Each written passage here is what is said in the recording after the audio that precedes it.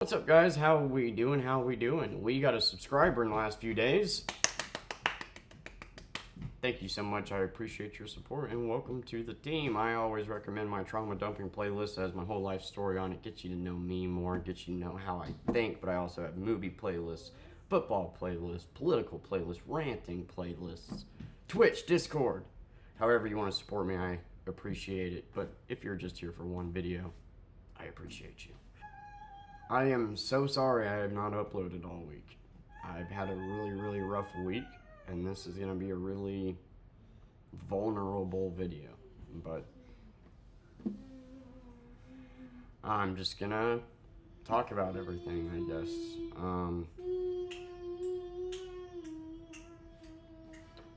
So, if you've been following this channel, some of you guys have been following it for damn near close to a year now. You know that I've been doing gig work. You know, I got put in this position where I had to come up with an answer fast as a single parent, make money, and gig work was the answer. This entire time, I have been building a court case, and it's taken a lot of work, a lot of time, but because I've been building the court case, I do not have custody papers, therefore I cannot put her in daycare. And that is why I've been confined to only doing gig work. I can only do a job where I'm allowed to bring her with. I do not have any family to watch her. I do not have anybody to babysit her. I'm not going to just hire some random person to do it. And so I've been in a unique situation for the last year and a half where I can't put her in daycare. I have to come up with X amount of money, which is just damn near impossible to do, and gig apps are really the only answer. And I just signed the paper 2 years ago because I've completely built the case. And 2 days ago, and I'll be going to court in the next 2 to 3 months to fight for sole custody and get those custody papers so I can then put her in daycare and get a normal job. This phase that you guys have been watching for the last year and a half has just been me trying to keep my mouth above water during that process.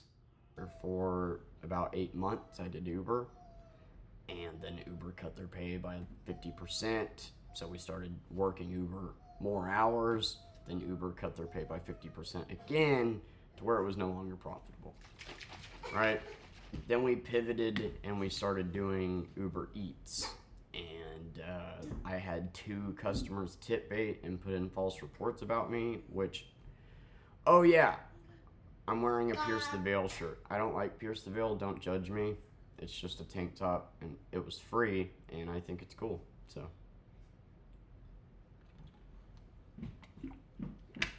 If you like Pierce the Veil, though, that's okay. Squirrel.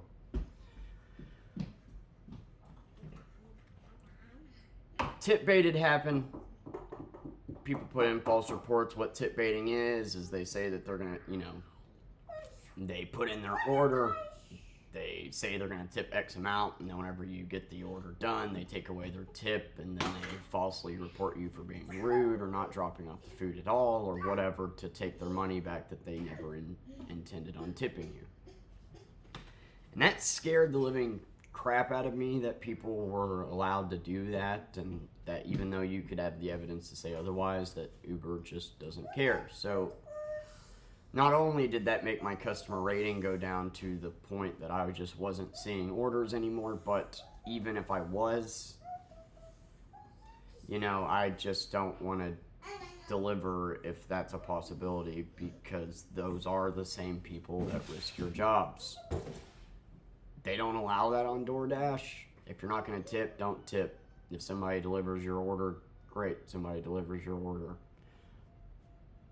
But lying about tipping and then not only taking that back, but then you're prompted with, well, why are you taking this tip back? And then putting in a false report because you never intended on tipping in the first place. That makes it to where you can't tell who the no tipping customers are. You can act like I'm an asshole all day, but those are the customers that risk your job. Go ahead and tell me I'm wrong, even though I've had about 30 of them try to do so. They're the same customers that lie, that say they never got their food, whatever. Not going to go into it. I'm just saying that scared me out of doing Uber Eats, so I started doing Instacart. And Instacart is what I've been doing for like the last 6 months, and I've actually enjoyed it quite a bit. I feel like I'm helping people more. And it's better pay. It's longer hours, but it's better pay for what it is. And then in the last 3 months, I started doing Uber, not shopping pays, but Uber pickups at Walmart to pick up orders and basically deliver them. So you go to Walmart and you enter a slot, and then they load the groceries in the trunk, and you're on your way. And what I love about those orders is they're not tip reliant. Uber actually pays a decent amount for them. If a customer tips, cool, but it's not tip reliant. And anytime I can go the route where it's not tip reliant, I'm going to. And these orders actually ended up being pretty awesome. And Instacart is very slow and is just not an app that works here on its own. So it felt like the perfect combination, and that's why last month I finally was bragging and was like, dude, we had a good week. We obliterated our goal. We had a great working month, and things were looking up.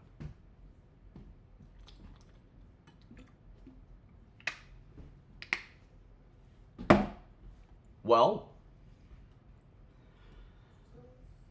3 days ago, about the time that I posted my last video, I was picking up my third order from Walmart and keep in mind, these Walmart orders for Uber, I've been doing off and on for 4 years. I've been doing it full time for the last 3 months, but like, I've been doing this for a long time.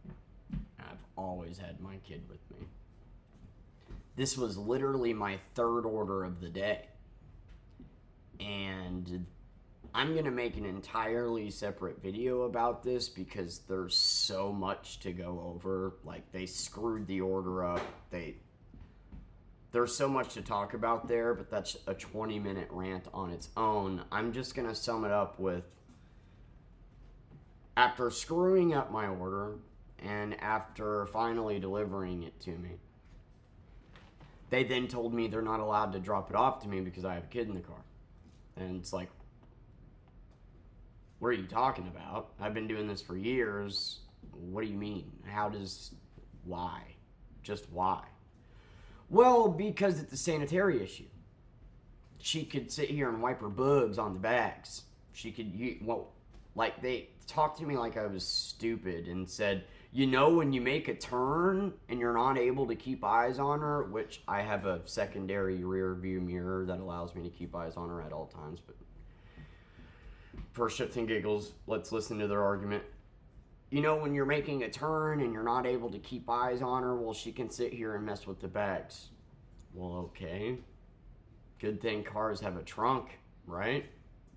Oh, but see, that's the other issue, is when you get to the customer, you're not able to keep an eye on her while you're dropping the groceries off.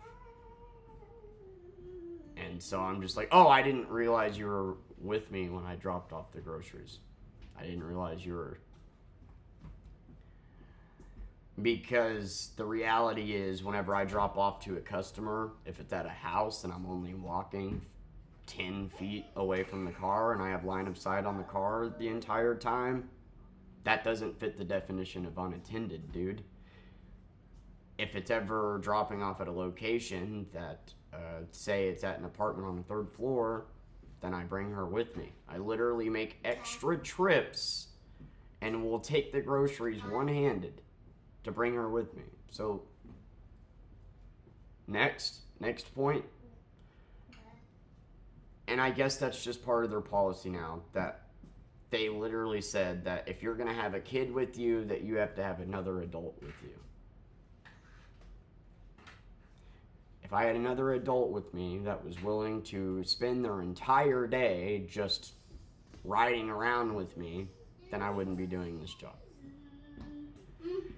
I understand that they're just the ones enforcing their policy. The reason why I'm very frustrated at them has more to do with how they screwed up the order, which I will rant about tomorrow. But by this point, it was just icing on the cake. And it's like, you're telling me that I can't do something that I've done every day for the last 3 months, off and on for 4 years. If the policy just changed, I get it. Maybe you're just the guy enforcing the policy. Whatever. Not every parent's going to be as anal as I am about keeping an eye on her. So I can understand it. Not every parent is going to... Alright, I get it. I get your point. I see your point. I don't agree with it, but I also realize that it's not up to you. So, I can no longer do Uber orders. 50% of the income gone. So, we spent the week trying to do Instacart and made $20 and then got nothing 2 days ago. And then yesterday, I got fired. You want to know why? For having a kid with me. Apparently, one of the customers reported that I had a kid with me, and Instacart said that I'm not allowed to have a kid with me while doing this job. Even though I've even told them I've had a kid with me. I've even told customers that in the past. It's never been an issue. I don't know if policies have just started changing or something, but literally I just got fired for doing something that I have done every day for the last 2 years. And there's nothing to pivot to this time. If you think about it, it literally doesn't make any sense. Like, yes, I could see some parents not being as anal as me and leaving their kid in the car alone. That is not me. If line of sight ever breaks on the car, she comes with me. I get that not every parent's going to be that way. I get that not every parent is going to be anal about putting their groceries next to their child, so I get it. Okay? I'm trying not to be an asshole and sit here and yell at Walmart for enforcing a policy that will, or yell at the people for enforcing a policy that Walmart is enforcing. Not them, they're just the messenger. But Instacart, dude, I've been doing this again, off and on for 4 years. She's been with me every time. I even did Uber with her with me, and it wasn't an issue. And even told Uber that she was with me. And I'm talking about rideshare.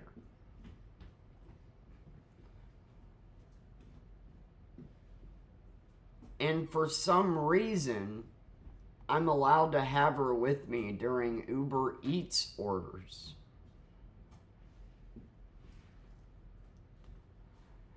But Uber Eats just...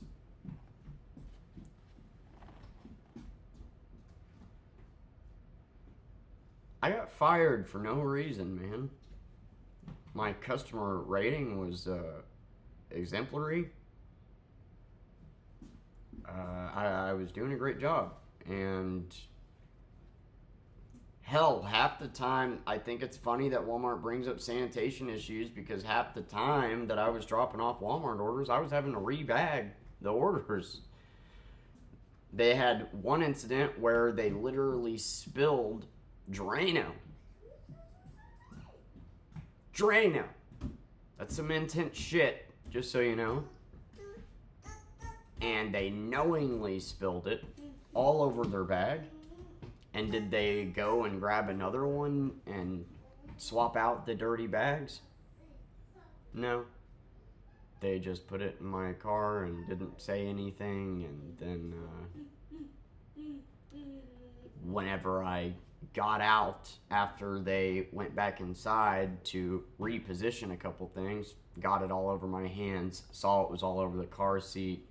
So then I had to, because they put like one item in each bag, had to like rebag the stuff. And then my last order that I did as a Uber employee for Walmart, they put a rotisserie chicken that spilled all over the place in my car. And so I had to go out and, again, rebag that. This bag is soaking wet with rotisserie chicken juices, so I had to take another bag and wrap it. So, fuck you for saying that a child's around, she's unsanitary. Like, customer service has always been something I enjoy. I'm one of those weirdos that enjoy it. I like making customers happy. I like standing out amongst a crowd, and you know what stands out to customers? Good customer service. It's a rarity. So, like, not only am I super anal about them getting their groceries bagged properly and whatnot, because, like, these people at Walmart will, like, put a gallon of milk with a thing of bread. Like, it doesn't make any sense. And so, like, I'll rebag everything. Like, I'm fucked. There's always been an answer. If Uber cut pay, then I could pivot to this. I could adapt to this. I could pivot to that.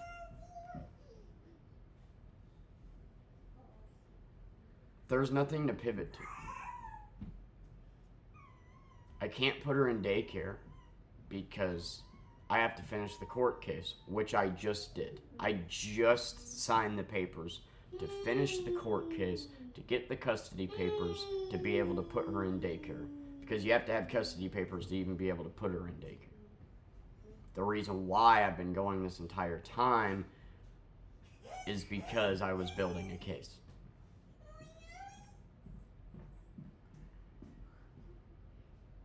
And so now, I just signed the papers. I'm going to court in the next 2 or 3 months to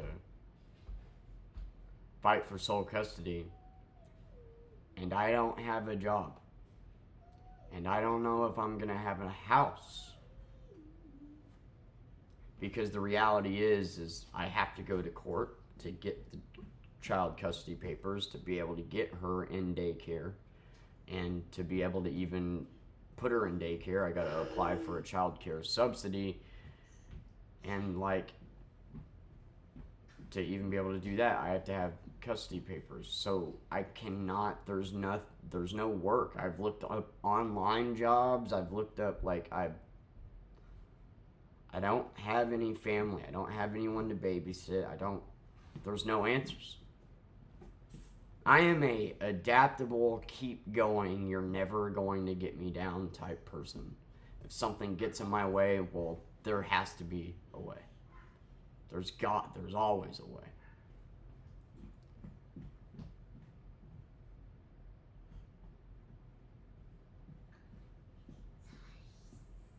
There isn't. I think I'm going to end up losing my apartment.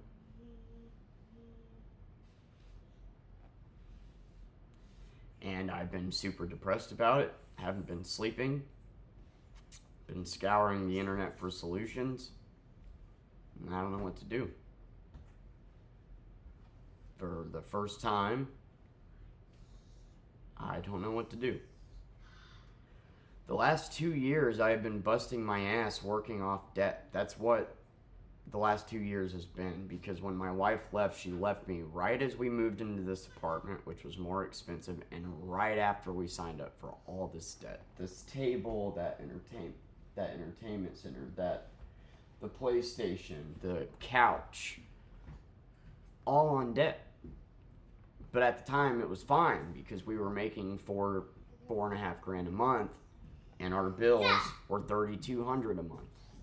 So when she left, I had to single-handedly try to come up with $3,200 a month in bills, and the problem was debt. 1,000 of it was going to debt.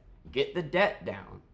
Now my bills are about $2,000, and I can afford that on a basic McDonald's, Walmart job. I'll take anything, dude. That's been the goal this entire time. Get rid of the debts. Then I can actually, when I just have rent, electric, Wi-Fi, everyday items, that'll add up to $2,000. I can afford that on minimum wage, or get a waiting table job or whatever, and I'll be fine. And I'm finally there. I just need to get this court case over with. And the reason why, like I said, I haven't signed the papers yet is because I've been building my case for the last year. My lawyer wanted to make it about drugs, and it's probably details I shouldn't share. The only thing that I'm going to say is that her mother has not bothered contacting her in over a year. So, now that we're finally there, debts are gone, I can go to court. Now I don't have a job. Then I may go before a judge with no job, no house, not shit, and I could lose her. And all of this could be for nothing.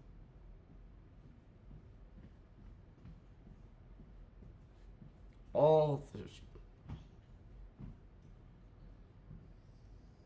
If you've watched the Letting Go video about my divorce, if you've kept up with me for a year, you know how much I've fought for her. I'm gonna figure it out. I'm gonna try. I'm not mentally doing very well, so I haven't been making videos. And that's shitty because I created this channel to make videos for that exact reason, not be a recluse. Now that I have people that want to listen for whatever reason, I'm scared to share in moments of vulnerability, but this isn't like every other time I've talked about losing a job. This is, I have no idea what we're going to do now. And I'm scared, and I'm worried, and I'm having panic attacks. But we're going to keep trying. I'm going to do online research to see if I can find any jobs online. It's not looking very likely. Everything I've looked into seems like it's a scam. But I just can't believe I got fired for having my child with me. I got fired for doing what I've done every day for years. And that just baffles me, man.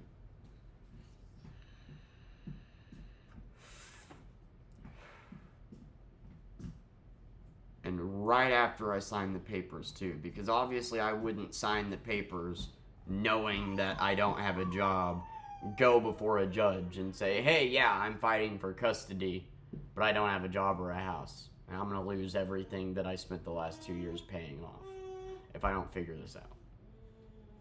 And I don't have a lot of time.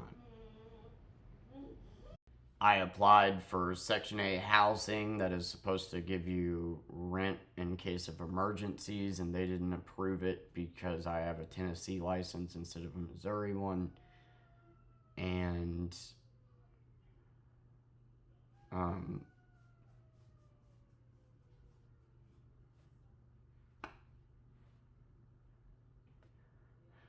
for the first time in a year, I'm really at a loss. I don't know what to do. I don't know what to pivot to. I genuinely don't know what to do. I don't know how I'm going to keep a roof over my head. And if I get evicted and I have nowhere to go, then I lose all my stuff. Like, everything I have been working towards to get my bills down to this amount so I could get a regular job and put her in daycare, build a case. I'm right there. And now I just lost my job, and I don't think I can even make it to the court case or get custody of her if I don't have proof of income or a fucking house. And I could apply for a loan, but then I would just be in debt, right? Like, to pay off that loan well, now a job at Walmart or whatever, minimum wage, wouldn't be enough to pay off this loan. I would be right back in the same position that I am now. Because that's another reason I've been doing gig work over those jobs, is because the sheer amount of bills I have. The only possible way I can make $3,000 a month is to do gig app and work obscene hours. And I'm not going to make that working at McDonald's or Walmart. The whole goal has been get the bills down to X amount, build this case, get her in childcare, get a normal job. And now I'm right there. Debts are down. I could afford my bills on a regular job. I just need to get those custody papers and put her in childcare. And now in the next 2 months, I might lose everything.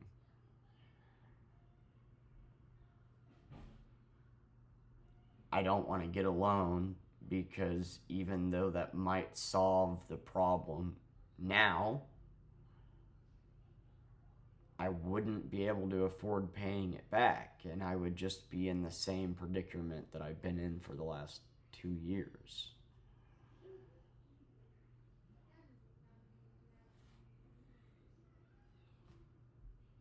I don't know, man. But we're gonna try. We're gonna do Uber Eats, I guess, even though I literally go all day without getting something, scour the internet to see if there's some type of online job. I don't know. I don't know what to do, but for the next 2 to 3 months, I have to figure it out. And I can't lose after everything that I've done the last 2 years to get here.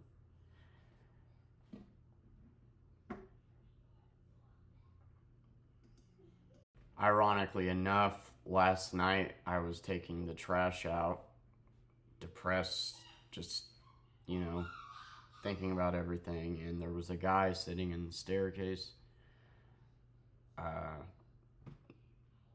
while I was going down it, and he stopped me and he said, hey, I hate to bother you, but I'm going through a hard time right now, and I would just appreciate any words of encouragement. And I said, life is hard. Being alive is hard. And it's not going to get any easier. You just get used to it. But you always keep going. And that's...